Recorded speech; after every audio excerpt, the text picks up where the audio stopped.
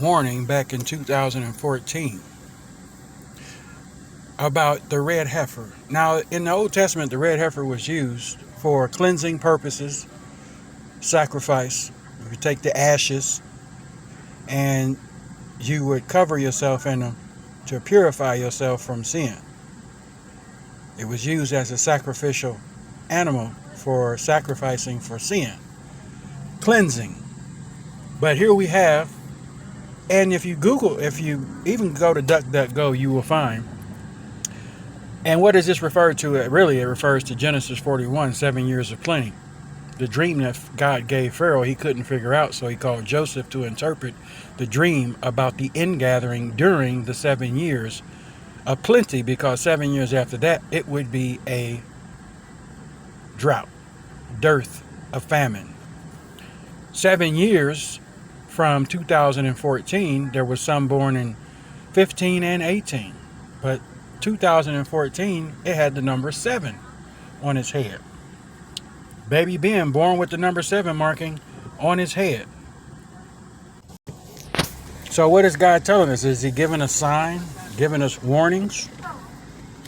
If you go back and take a look at Genesis 41, the 7 years of plenty, you better gather while you can, because there's going to be 7 years of a drought, famine, or dearth in the earth, as the Old Testament calls it.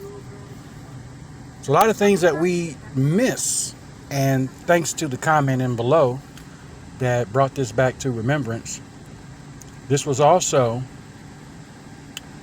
I believe, the 65th year birth, or the year of Israel, because I would imagine. So you got to get to 13. So yeah. So if they would turn 65 or 66 years old, they would have been 66 that year. Israel. They're speaking about that 80-year generation. So 7 years from that would have brought us to 2021, making them 73 years old.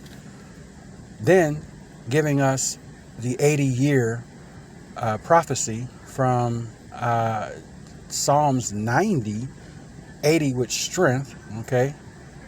So if a generation, and then God said the fig tree generation from 80 years from 1948 pushes it to 2028. This is a warning, I believe. I truly believe it was a warning. So it's just something to think about moving forward. Sometimes you got to go back to know where you're going ahead.